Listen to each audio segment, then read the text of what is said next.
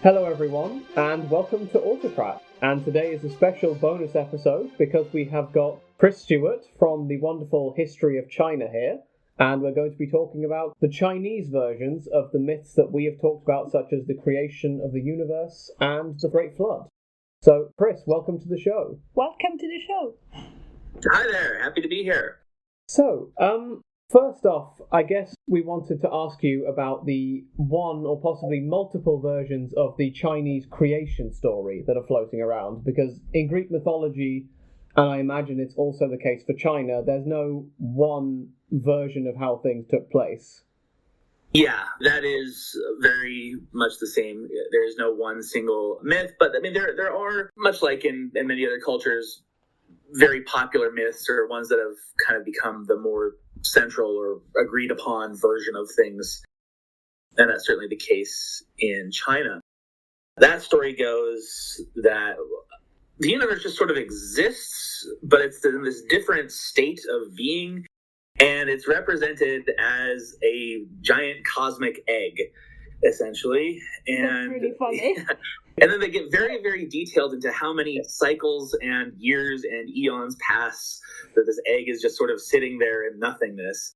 But eventually it separates out into what amounts to whites and yolks, which becomes the firmament above and the terra firma below, and the egg cracks open and the world is born anew. So it's this kind of cyclical renewal of things. But in this new world, there are no people. Right. So, of course, we've got to solve that problem. We do have these two creator deities, creators of humanity, which is remarkably matriarchal in nature. So I said there's a pair of these deities. The male figure is Fuxi, and the female figure is Nuwa. Both of them are like these weird sort of snake hybrid Okay. creatures. Yeah, they're pretty weird. Nuwa is like lonely, and she wants basically some friends, and so out of the dirt she creates these little figurines which eventually become actual flesh and blood people. And if I'm remembering it right, and probably some version of it is this, and probably some version of it is something different, Fuxi, her husband, then gets jealous enough to usurp her, basically take over authority and establish male authority thereafter. Okay. So it also explains sort of the gendered division of society. Wow. I guess the Chinese equivalent of one of the Just So stories, in a way, explaining how the patriarchy came to be.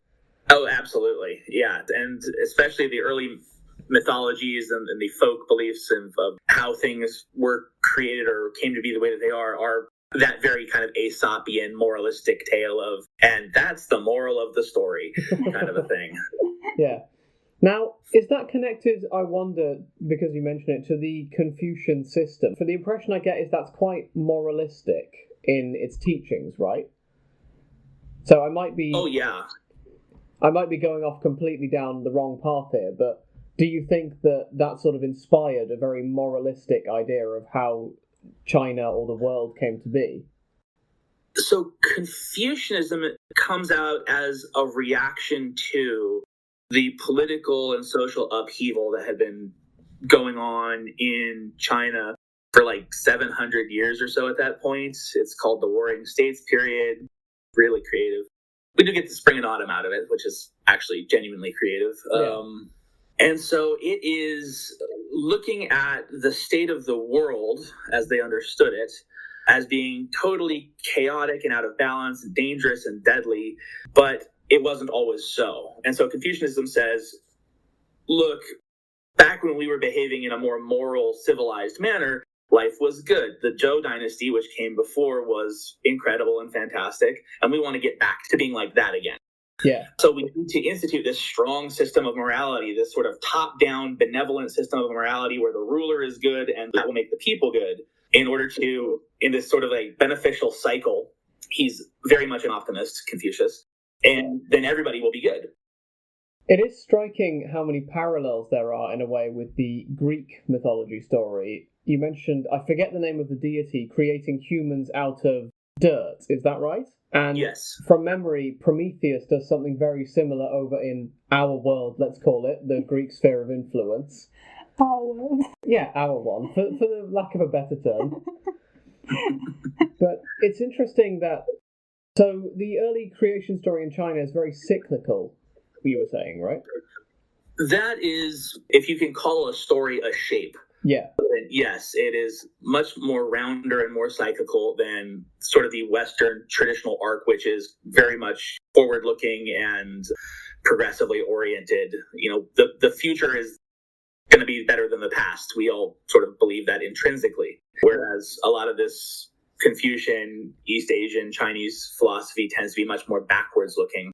And everything that once was will be again kind of a thing. Okay. History rhymes. I think the Greeks have something a bit similar with the whole idea of the age of gold, and then the ages slowly become more and more corrupt just before we get to the big flood, I think. But yeah, sort of similar looking backwards and thinking the past was the glory days. Yeah, and it's another interesting example that can be pulled from a certain sects of Buddhism, of course, popular all across Asia and you know, India. Not that India isn't part of Asia,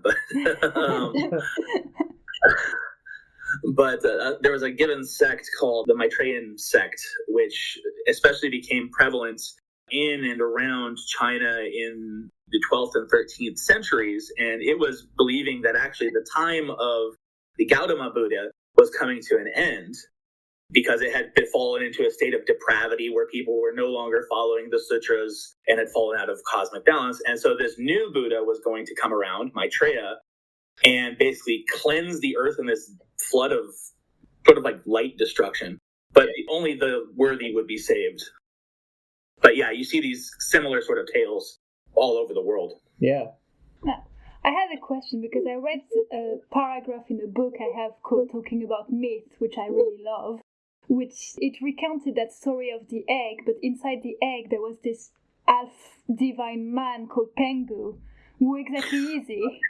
Is it a different kind of the story, a different version? Yes, it's as you say, it's one of those tellings that sometimes it'll be present, sometimes it'll be kind of not present, but yes, I really did just not think to mention Pengu, but he's typically a part of that whole story as well. And he's a representation kind of the landforms of Earth, and the sort of like in the Genesis of the Bible where it describes how everything was rent apart from everything else and became itself. Pengu takes his own body parts and turns them into the trees and the dirt and the water and sometimes the people as well, but wow. Why not? I just like the idea that there's just this one man in an egg, because it brings back the question, so would it get there before the egg or the person? Well, kind of both at the same time. Well, that's a really interesting point, and it's kind of one of those deliberately unanswered questions in the whole mythology of, well, yeah, this thing, whatever start point the world came from as it exists today, it came from something else. Where did that come from? It wasn't just created ex nihilo out of nothing, but we don't know what came before, and it's just sort of comfortable with that ambiguity. Yeah. Well, I think Chinese mythology wins the contest of the more inventive cosmogony. All we've had so far is confusion about whether certain individuals came from eggs or which god came from which. Honestly, the genealogy of Eros is insane when you drill down into it. No one agrees on anything. When you really get down deep into these very old legends and tales, you do really start to see that they did come just from telling and retelling of stories, and every time the story gets told, some elements are added or subtracted, and you get multiple versions. And then we kind of come back later on and clean up the versions of the stories that we like a little bit and repackage them. But they did come from, a whole bunch of different bored people sitting in the dark telling each other stories. So we've brought about the creation of the world in the Chinese mindset. At least the world exists now. But how do we get from there to the sort of cyclical system of dynasties and nations and attempts to unify China around about the flood? The drive to unify came about very early on, and it stems to this idea, the divine mandate of rule. Right. Which is that, well, essentially, heaven chooses the ideal candidate for the job, and they should get dominion over the four corners of the earth, as it was known at the time, or all under heaven, as it's often rendered. And so, mythologically at least, there's these 9 provinces which are interconnected via riverways that encapsulate what the Chinese imagine to be the entire world, or at least the world that matters to them. Everything outside of that is just sort of this dark, barbaric, awful wasteland. Why would you go there? Kind of a thing. But within that, those 9 provinces, which become the classical ancient core of what China comes to be, you get these kings, which stem out of, as you see in so many traditions, the kings stem out of being divine communicators. Yeah. They're essentially the ones who can ask the really burning questions to the spirits and gods and ancestors that you really got to know. That is considered especially important across Chinese history because the river systems tend to be pretty uncooperative and not terribly predictable. Especially the Yellow River is infamous for that, of being not only the basis and the heart of where China and Chinese civilization sprang from, but also probably one of the biggest murderers of Chinese people ever. It has killed so many people. Yeah. So, if I understand correctly, once we have the creation of the world, we go through a series of divine or semi-divine kings and emperors on our way towards a more human-led society. They're commonly known as the 3 sovereigns and 5 kings, or sometimes they're called emperors. The translations gets a little loose in how it does that. Lost in time. Yeah. And as you say, it starts from essentially gods and demigods with the sovereigns. And these are cultural folk heroes, as it were. One of them, for instance, teaches humanity about fire and how to properly use that. One of them teaches them about agriculture and cultivation, and also medicines and tea and poisons and what have you. And then, yes, you get down into... He's sometimes classified as both a sovereign and one of the 5 emperors, but Yu, or as he's known, Yu the Great. And it is from his period that we get the mythology of the Great Flood. Right. Now, I understand, although I am not an expert by any means on the Chinese flood narrative, that there has been at least some debate as to whether the flood myth was something inspired by a real historical event, in the sense that I believe there was a paper from 2015 which had the argument that the Yellow River might indeed have flooded due to a lake breaching, or a dam breaching in a lake, in about 1920 BCE. So, have you got any more insight into whether this actually is a big debate, or whether I'm just nibbling at the edges of academia here? Well, it's hard to say for certain, of course, but there does seem to be at least some views to take seriously that it may have been the case. There may have been indeed some kind of significant flooding event, probably not as world-ending as the stories eventually tell it. But again, if we even just look at the actual history that we have, the region and its climate overall, the idea of a dam being breached or a river changing its course drastically and causing widespread death and destruction via famine and drought and what have you, that's not really mythological. That's just kind of normal. Yeah. Yeah. You'd be hard-pressed to find a king or a reign era where that wasn't happening in some part of it. Yeah. So, the myth of the flood is very tied, as you say, to Yu the Great, or I believe is he Yu the Engineer sometimes? Also, yes, and this is for exactly what he did, allegedly, in the course of the flood. Yeah, which I will say is a fantastic nickname. Oh, yeah, I agree. It's great. It's right up there with Ivalio the Cabbage. I believe it's an obscure Bulgarian somewhere, but anyway, Yu the Engineer is a close second. I'll take it, sure, on his behalf. So yeah, he comes along, and in this period, the river systems have all clogged up, which has caused them to flood. And what he's winds up deciding needs to be done and undertakes it is, well, then we've got to dredge the bottom of these river systems and get them flowing and regularly navigable again. And he gets the help of a number of mystical, magical beasts. Among them, I think most notably, are these giant black half-dragon, half-turtle creatures, which you kind of use as a giant shovel machine to get the dirt out of the river and move it to dry land. Wow. And he had like fleets of these things, apparently. But this takes decades and decades to achieve, regardless. He's not a very good parent, as a matter of fact, rather famously.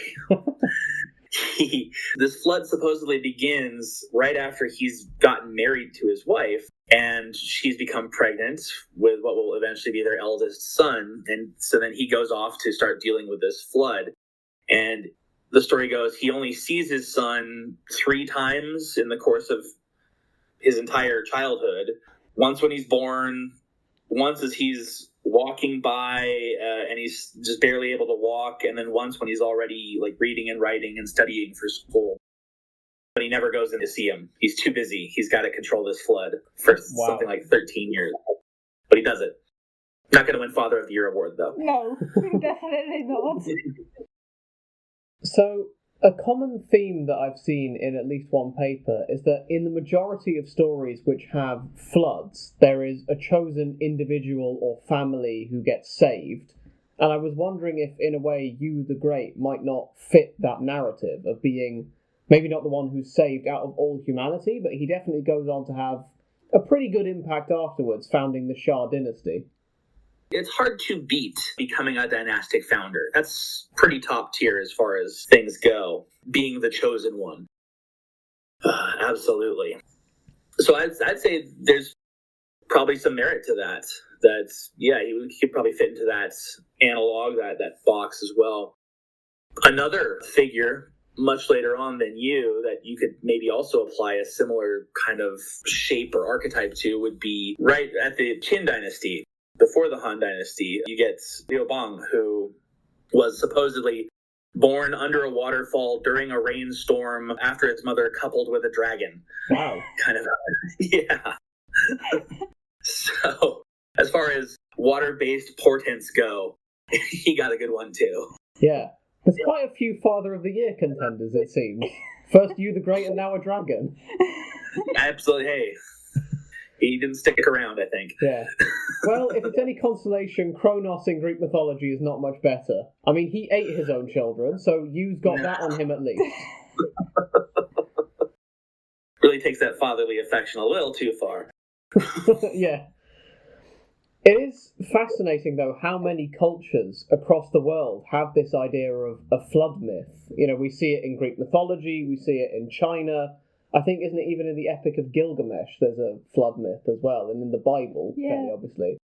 It's interesting how many parallels there are between at least Chinese and Greek mythology in that sense. Yeah, it is.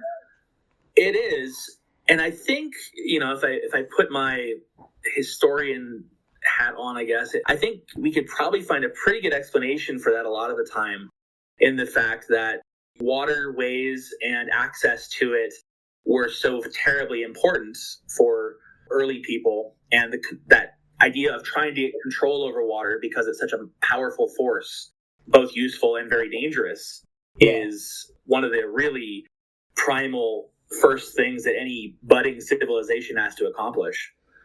Yeah. So it would make sense that it would take precedence across cultures. Everybody needs water. So you were saying that the Yellow River is rather capricious and unpredictable, right, in how it floods? Yeah. And what I find interesting is that I seem to remember hearing once that the Egyptian gods may have become very much more cyclical and calm and predictable because the Nile was so predictable.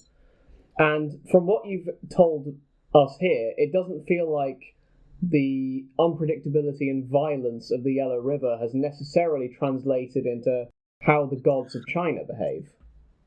Well, I would not call any of the spirits or gods necessarily hostile or vicious Yeah. or evil in a sense, and they're not typically so.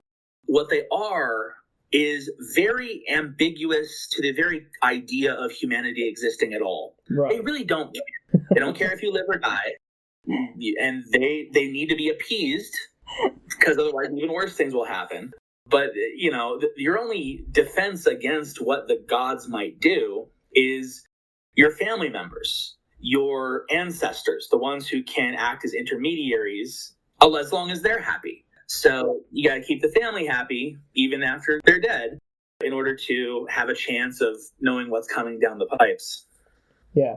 So I guess China might fall in the middle between, in the example I gave, Egypt's predictability and the capriciousness of the Mesopotamian gods, in a sense. They're more neutral towards humanity at any rate. They can be studied, they can be affected and appeased, but they can also behave in cycles or in patterns that at least can be partially understood. But you'd never fully be able to control them or understand them. Yeah. Which of the many Chinese myths you can think of, which one would be your favorite one to tell? Oh, Like, which one should I read next? Which one should you read next? Let me think here. I would have to go with probably one of the classics. I mean, have you read Journey to the West? Not yet. I've always wanted to. Is it really good? Oh, it's great. It is like a 16th century comic book. It's it's a wonderful story. It gets, if you get like the full version, it gets a little villain of the week episodic towards the middle, but the beginning and the ends are fantastic. I'm going to begin to try. I've seen it in a bookshop here in an old cloth-bound classic look, and I've really wanted to read it because I keep reading. I have books of mythology like of around the world, but I want to dive deeper into big myth. Yeah, it's a very good intro into kind of the overall spirit of Chinese Mahayana Buddhist sort of overall idea and how they see the universe, as well as just being a genuinely fun story that is designed to be fun, and it's approachable, and it's not a War and Peace length novel either. It's fairly tight. Well, since we do more Roman history and Greek mythology, Roman mythology, which one of our myths would be one of your favorite one, or one do you really like hearing about? Probably some of the mythologies of Europe that most fascinate me, and maybe it's because we still know somewhat less about it than we do the Greeks or Romans, or the Norse gods. They are very interesting. Which of course have been taken up by Marvel and made very, very popular in a certain sense, but the actual very not accurate. No. The actual myths are very interesting, and just how we only have kind of fragments of them that survive, which adds a little bit more mystery. Yeah. I think there's, again, parallel with China in the sense that, if memory serves, isn't the world created in Norse mythology out of the remains of a frost giant, very similar to Pangu? Yeah. The idea of the self-sacrifice in order to create is a very interesting parallel that you can also see in like Aztec mythology as well. One of their gods killed itself and made its body into the world as well, which is, brutal, but I guess you kind of are living in a brutal world, and maybe that explains why. Well, it seems the theme of self-sacrifice is a much nobler way to end it than perhaps the parenting skills of you, the engineer, or other cruelties like Kronos. Or Heracles. Or Heracles, indeed, yeah. So, that's it for this episode. Thank you all very much for listening, and please do remember to check out Chris's wonderful podcast, The History of China. Yes. We're now closer to the Qing dynasty and the modern period than mythology, perhaps, but the whole story will be there from start to finish. In October, I do release mythological stories as well, which I call Strange Tale episodes. So that's a little seasonal tag as well. Very nice. Well, once again, feel free to go and check that out. And thank you very much for listening, everyone, and have a great week. And thank you for coming on to the show. Yeah, thank you very much, Chris. Thank you very much.